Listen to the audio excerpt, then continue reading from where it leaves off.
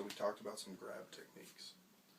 Next, I teach some extended grab techniques. So these first couple of grabs was somebody close, right? The next two grabs I teach, they're further away. And these techniques are hidden strikes, which is sword and hammer. A lot of you guys know it that way. A lot of my names are different. I come from a different place. And hidden palm, which you guys probably know as menacing twirl, or rear belt grab, where somebody's grabbing me from behind and I'm going to turn into them. So again, close. Now we're going far, far. And right away, guess what conversation we have first? They give me the far grab and I say, try to do the first two techniques I taught you. This doesn't work because the range is wrong. That's the whole point of the conversation. This doesn't work, right? Because he's out here. He's not in here where his arm's vulnerable to trapping and entwining. He's out here and maybe he's even locked out, right? And that's, I mean, so we're going to have to do something else. Now, he's at arm's length. Always assume a bigger, stronger attacker. That's, I mean, that to me, that's just rule number 2, right? Always assume he's bigger and stronger. So, I can't hit him from where I am. And I'll have him do that. And I have the benefit of a lot of times being bigger and stronger than the people I train with. So, I mean, I can just kind of do this and be like, yeah, hit me, right? You've learned a couple of strikes, back knuckle, right? So, you know, go for it. And they can't, you know, do much, right? And, you know, maybe they can get a couple of shots, but it's not going to have any power unless they move their legs. So that's the next conversation we have. Bridging the gap. Now you're going to have to move out to where that guy is, right? You can't hit him from here. You have to get closer. This is day 3, right? So, I mean, and maybe not even day 3. I mean, I don't teach a technique every day, right? This is technique 3. So, we're getting closer. So, again, grab the crab, right? Now, I don't always teach it as a hard grab because a lot of this technique, the initial timing, is just such a whip. It's just, you know, it's knock the guy off you, right? Again, now we're going to have a conversation about voluming. Is this a time where, I mean, you hit a guy in the throat and you hit him in the genitals, that's a dead guy. So, obviously, I can't just be like, anytime somebody comes up to you and is like, hey, Bob, you should chop their head off and, you know, crush their reproductive organs. Like, that obviously, you know, we're not doing that. So we're going to have a conversation. Like, somebody does this, you know, what are you doing? But, again, like, remember, somebody puts their hand on you, it's both hands come up, right? So that's what we're doing here, only we're getting closer to them. Now, why aren't we getting further away? Well, we're going to have that conversation too, right? Like in some of our previous techniques, again, these techniques don't work at range, but the movements can be used to clear. I mean, if he's just putting his hands up, I can do anchoring elbows and control the arm, right? I mean, even if he puts it on me, even if I can't wrap him, I might be able to shrug him, right? But again, there's a reason at this point I'm teaching a lethal technique. And so, you know, we're going to step it up a notch, but within that conversation, right? So he grabs us. We got to get closer to him. Now, it's called hidden strikes. Again, that's where I come from. So we're going to talk about obscure striking, basically. And we're going to have the look straight ahead, like you can't see this, so neither can he. And so that's what we're going to do. Like, somebody puts their hands on you, you don't want to be like, if they're bigger and strong, I mean, look, they're putting their hands on you, right? You're not supposed to do that. So they're already invading. You have to assume, you know, if there's violence afoot, you need to act quickly.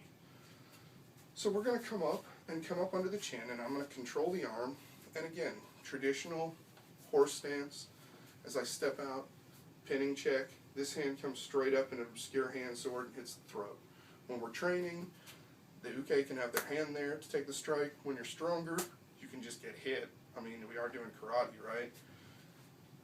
Don't break your toys so they can keep coming back to class. So you step into a training horse, control the arm, strike the throat, and we're just going to drop it straight down to the groin. Everybody likes their own flavor. Are you doing a big circle? Are you doing a body whip? Are you doing a short, you know, little hand? Is it the groin? Is it the hip? Whatever, man. Dude grabs you, you hit him up here, you hit him down here. Again, it's one arm, right? It's this. It's this. It's this, right? This is just doing this. This is doing this. That's what we're teaching at this level. So, okay, you know, this works, that works, whatever, man. Get them moving, get them hitting somebody. Here's what I teach. Step, pin, hand sword, hammer fist, right? Then what do? We're going to drill that for a while, where I'm just grabbing you. Again, obviously we know there's an offhand punch. We just had a whole conversation about why do I need to kill somebody, because there's something nefarious afoot. This is a preemptive technique. If he's going to draw a weapon or attack, or even, you know, throw something at you, you're trying to beat him to the punch. He came out of, you know, you're walking down an alley, somebody comes out of the shadows, a hand comes up, boom, right? Now, that's the level 11 situation. Level 1 situation, I don't know, somebody bumps into you and you're just like, I mean, it's the same concept. I mean, everything can be checking if you just, you know, don't hurt whatever you touch. So, you're stepping out, control, strike, strike. And then some people like to teach disengage, whatever, man. I mean, you know, again, what did I do? Did I just do this?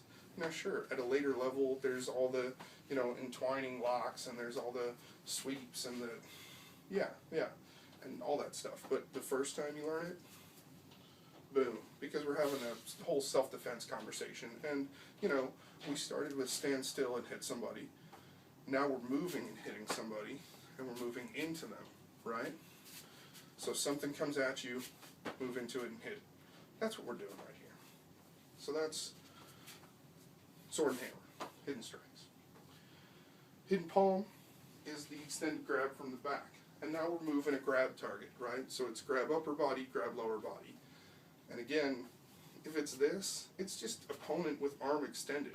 You know, you can do that in every direction. It's the same basic idea. It's going to be interact and invade. So he grabs me here. I'm going to step into him. I've seen the twist. I've seen step straight back. I like to cut my opponent's center line. That's how I do a lot of these techniques. Whatever, man. Do what your instructor says.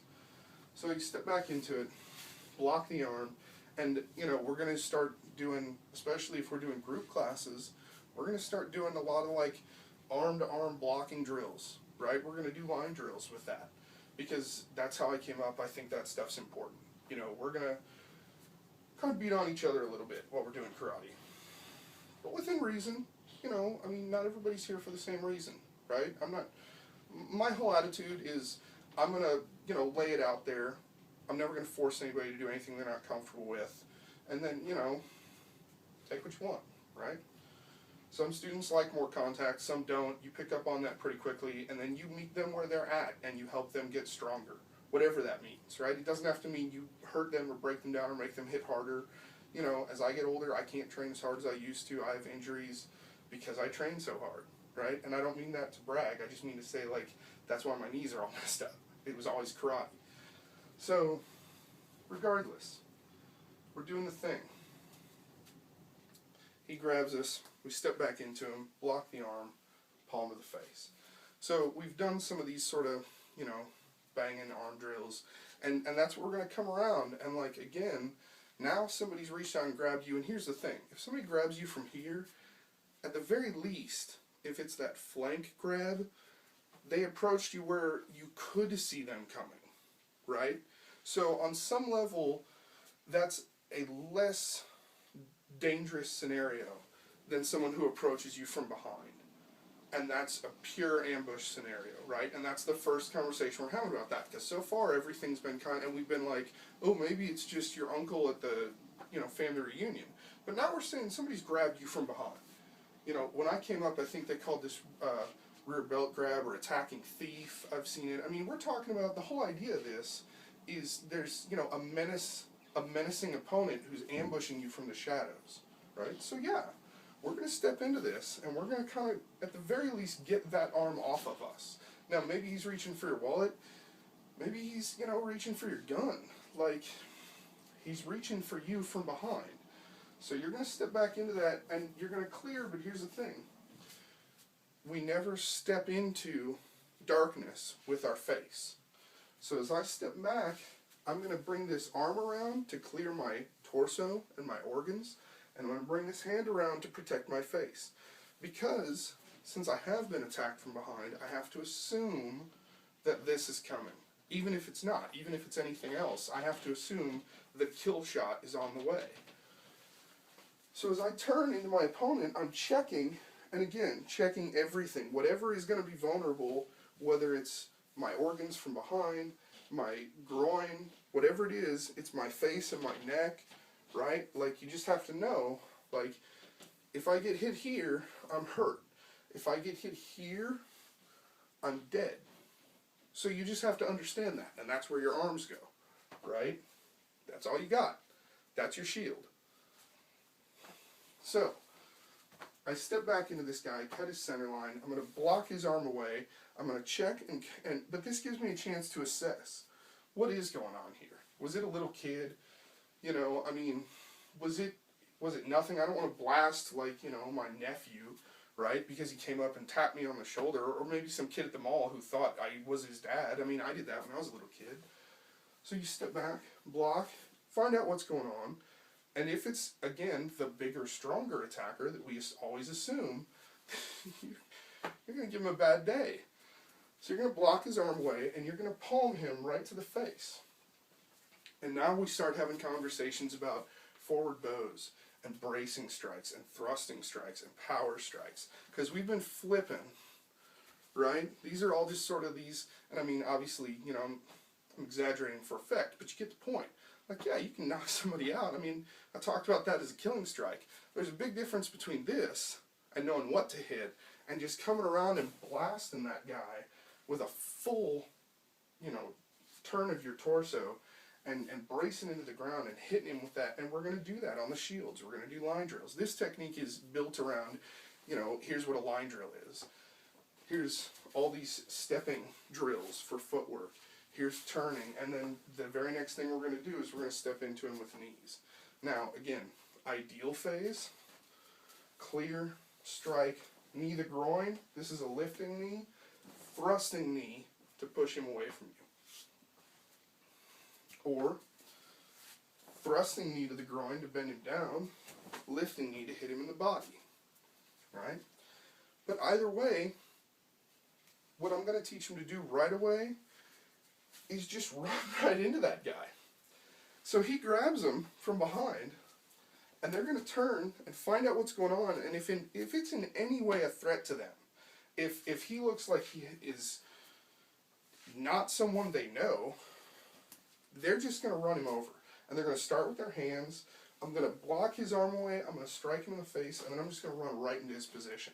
And when we do this technique, and we're going to drill it with both knees, both ways, on the shields, in the air, as a line drill, on the body, they're going to learn how to penetrate, and that's the point.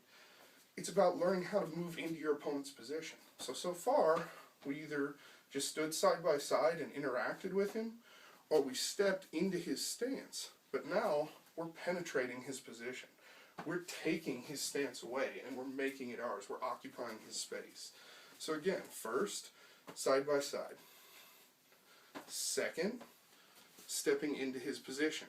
Now, striking and penetrating through his position. And at the end of the technique, we end up in a checked position with a horizontal forearm cross-body check and a floating position check.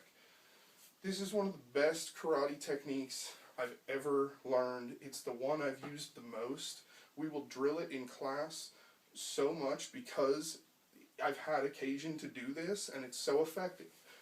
It's just an arm across the torso to control both shoulders, and an arm down and a hand down low to control the hips. And if you have that kind of control over somebody, you have all the control over them. And we'll drill it on the front of the body and the back of the body, and immediately we'll start doing it with grabs, and then we'll start talking about things like bouncer's exit. I won't drill that within the first 2 weeks of their training, but we'll come back to it a lot. And it's just this, right? So again, the grab is there, step in, push them away, block and palm, knee to the groin, knee to the body, and then neutral bow knee checking. So now we can look at all these stances we've done. You know, cover steps and forward bows and one-legged stances, and neutral bows, and knee checking, and upper body checking. This is a really advanced technique. This is their 4th technique. So yeah, I'm going to teach it in the embryonic phase, right? And we're going to work on stances, and we're going to do some very traditional karate. But this is some street fighting, man. This is somebody reaching out to you, and you're like, boom, and you're just barreling through them, right? You're not having it, right? You do that to somebody, that's some serious business. And we're going to drill it that way a lot. You know, so again, we started with close grabs. And we did all the different drills about, okay, they're grabbing you and, you know, you can't do it wrong. Remember, that was the key to the drill. You can't do it wrong. Well, guess what? We're going to add this to it. We're going to add this to it. Now, they have all these different grabs. Is he grabbing me? And we'll do it on both sides. Is he grabbing me here, here, here, here, here, right? Where? 360 degrees. What are we doing? Controlling his arm or stepping into him. And if we step into him, stepping through him. And that becomes the whole drill. No matter where they grab you, you move into them and through them and you control them, right? And then all the checks, all the defenses have been there from day one. So what do we do next? Now it's the grab plus the hand. Straights and circles. Doesn't matter. Put a stick in their hand. Put a knife in their hand. It doesn't matter. It's this, right? It's all this stuff. So we've done this. Now we're doing this. And that's what we're drilling, right? So now they're interacting with the arm, they're checking. Remember, we've worked some clinches and some elbows and stuff. So within their first month, they're doing all this stuff off of those 4 basic techniques, right? And that's the first 4 techniques that I teach, okay? So I'll do another video soon. We'll go over the next 2 techniques I teach, and I'll show you how the progression continues. If you have any questions, hit me up.